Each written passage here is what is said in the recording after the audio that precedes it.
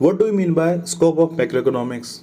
Or explain the scope of macroeconomics or explain the areas of macroeconomics. इससे related question जो exam में बहुत सी बार पूछ सकते हैं और भी अलग अलग लैंग्वेज में और भी अलग तरीके से इस टॉपिक के बारे में क्वेश्चन जो अलग अलग एग्जाम में पूछते हैं। तो अगर आप एक स्टूडेंट हैं और साथ ही अगर आप एक टीचर हैं और आप किसी भी कॉम्पिटिशन एग्जाम की प्रिपरेशन कर रहे हैं तो भी ये वीडियो आपके लिए बहुत हेल्पफुल होने वाला है। तो मुझे पूरी आशा है कि आप इस वीडियो में लास्ट तक बने रहेंगे ताकि इससे रिलेटेड जो कोई भी कॉन्सेप्ट इस वीडियो में हम समझेंगे वो आपको अच्छे से समझ में आ सके। ओके। और साथ ही एक बात मैं आपको पहले बता दूं कि इस वीडियो के डिस्क्रिप्शन में जो इम्पोर्टेंट क्वेश्चंस की मैक्रो इकोनॉमिक्स क्वेश्चंस की जो प्लेलिस्ट है उसका लिंक भी मैं प्रोवाइड कर रहा हूँ। साथ ही अपने व्हाट्सएप नंबर और टेलीग्राम ग्रुप का चैनल का जो लिंक है वो भी प्रोवाइड कर रहा हूँ ताकि आप उसको ज्वाइन कर सकें। और अगर आप यूट्यूब पर नोटिफिकेशन के जरिए आप वीडियो को नहीं देख पाएँ, अगर आपको नोटिफिकेशन नहीं मिल पाया तो भी आपको टेलीग्राम ग्रुप में वीडियो का नोटिफिकेशन साथ ही बहुत सी इंपॉर्टेंट इन्फॉर्मेशन आपको मिल पाएगी। और साथ साथ व्हाट्सएप नंबर पे आप मैसेज करिए मुझे कि आपका नाम क्या है, आप कहाँ से हैं, आप क्या कर रहे हैं, आप प्रिपरेशन कर रहे हैं कि स्टूडेंट हैं कि टीचर हैं। तो जो व्हाट्सएप ग्रुप की जो ब्रॉडकास्ट लिस्ट है उसमें आपको ऐड कर दिया जाएगा ताकि जो भी इन्फॉर्मेशन है, जो भी वीडियो के लिंक हैं, इकोनॉमिक्स से रिलेटेड जो कोई भी इन्फॉर्मेशन है आपको जल्दी से मिल पाए। तो बिना समय गवाएं वीडियो को ज़्यादा लंबा ना करें और समझें कि स्कोप क्या है मैक्रो इकोनॉमिक्स का। तो सबसे पहले बात यह आती है कि स्कोप ऑफ मैक्रो इकोनॉमिक्स, इसका मतलब क्या है? इसका सिंपल सा मतलब है कि study under macro economics, areas of study under macro economics, यानी कुल मिलाकर इकोनॉमी के उन एरियाज को या इकोनॉमी के वो एरियाज जो हम मैक्रो इकोनॉमिक्स में स्टडी करते हैं। और जनरली मैक्रो इकोनॉमिक्स में हम लार्ज लेवल की जो प्रॉब्लम्स हैं उनकी स्टडी करते हैं। तो यहाँ पर एक इकोनॉमी या इकोनॉमिक्स के जो वो कॉन्सेप्ट्स जो पूरी इकोनॉमी लेवल से होते हैं, मैक्रो इकोनॉमिक्स से रिलेटेड होते हैं, उनकी स्टडी हम इसमें करते हैं। तो इसका मतलब यहाँ पर यही है। एक बार वापस पढ़ लेते हैं।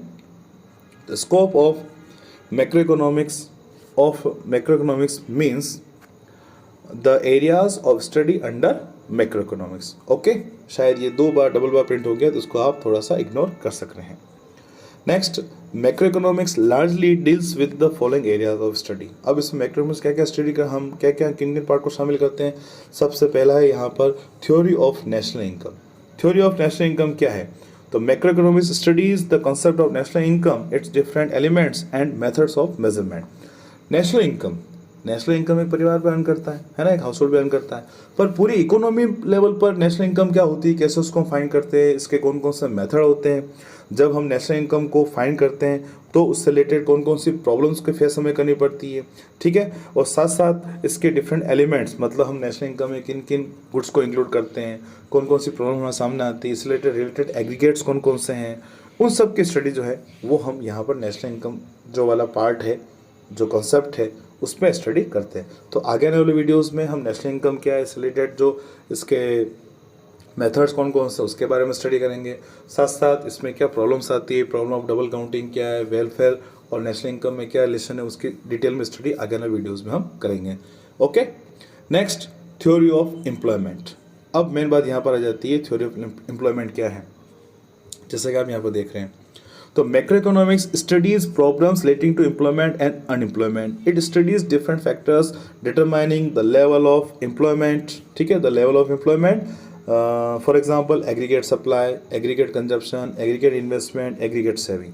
तो हम यहाँ पर मेन बात क्या है यहाँ पर कि पूरी इकोनॉमी लेवल पर एम्प्लॉयमेंट और अनएम्प्लॉयमेंट इसके बारे में स्टडी करते हैं।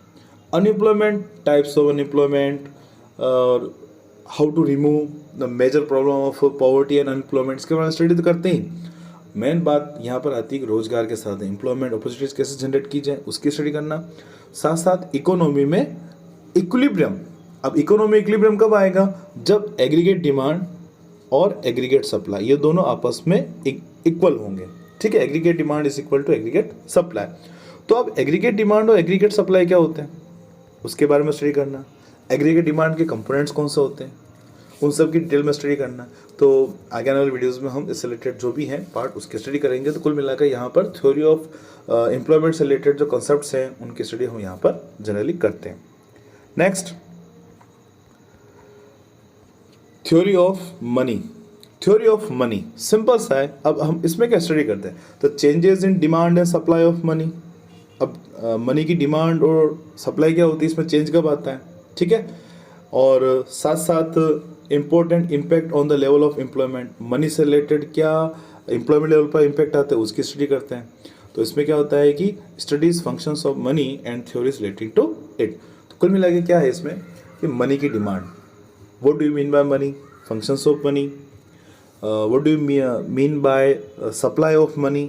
रिजर्व बैंक जो है या किसी भी कंट्री का सेंट्रल बैंक है, किसी कंट्री में मनी की सप्लाई कैसे करता है, इससे रिलेटेड कॉन्सेप्ट्स कौन कौन से होते हैं, बैंकिंग क्या है, सेंट्रल बैंक क्या है, कमर्शियल बैंक क्या होते हैं, उनका फंक्शंस क्या होते हैं, सेंट्रल बैंक के फंक्शन क्या होते हैं, कैसे कमर्शियल बैंक क्रेडिट क्रिएट करते हैं, कैसे मनी फ्लो को कंट्रोल किया जाता है, एक्सटेंड किया जाता है, व्हाट इज मॉनेटरी पॉलिसी। इन सब के बारे में डिटेल स्टडी हम जो है यहाँ पर थ्योरी ऑफ मनी में करते हैं। ओके नेक्स्ट, और आगे हम करेंगे भी, ठीक है। नेक्स्ट हम देख सकते हैं यहाँ पर अब theory of general price level. अब जनरल प्राइस लेवल, जनरली अलग अलग कमोडिटीज़ के अलग अलग प्राइस लेवल होते हैं, मगर एक पूरी इकोनॉमी लेवल पर एक जनरल प्राइस लेवल क्या है, हम देखते हैं बहुत सी बार देखा होगा कि जनरल प्राइस लेवल 10% इंक्रीज हो गए, 8% डाउन हो गए, ठीक है। फूड ग्रेन में कितना इंक्रीज आया, पेट्रोलियम प्रोडक्ट में कितना इंक्रीज आया, पेट्रोल में सब आ गए, पेट्रोलियम में डीजल भी आ गया, पेट्रोलियम में पेट्रोल भी आ गया, पेट्रोलियम में क्रूड ऑयल भी आ गया। तो कुल मिला के अलग अलग यहाँ पर ग्रुप लेवल पर हम देखते हैं कि एक जनरल प्राइस लेवल क्या होता है, उसके बारे में स्टडी करते हैं, ठीक है। वो कैसे डिसाइड होता है, उनको जनरल प्राइस लेवल को कौन कौन से फैक्टर्स अफेक्ट करते हैं, और इन्फ्लेशन डिफ्लेशन ये सब क्या है, इनके बारे में हम डिटेल स्टडी यहाँ पर करते हैं। तो क्या हो जाएगा यहाँ पर, तो determination of general price level is also studied under macroeconomics. Problems relating to inflation and deflation are an important component macroeconomics, ठीक है। तो ये भी यहाँ पर मैक्रो इकोनॉमिक्स के जो इंपॉर्टेंट कंपोनेंट बन जाते हैं। Now next, theory of economic growth. Theory of economic growth देख रहे हैं आप यहाँ पर, देखिए क्या है कि पॉपुलेशन लगातार इंक्रीज हो रही है, पॉपुलेशन लगातार इंक्रीज हो रही है, ठीक है। अब पॉपुलेशन इंक्रीज होगी तो उससे क्या होगा, डिमांड जो है वो भी होगी, लगातार बढ़ेगी।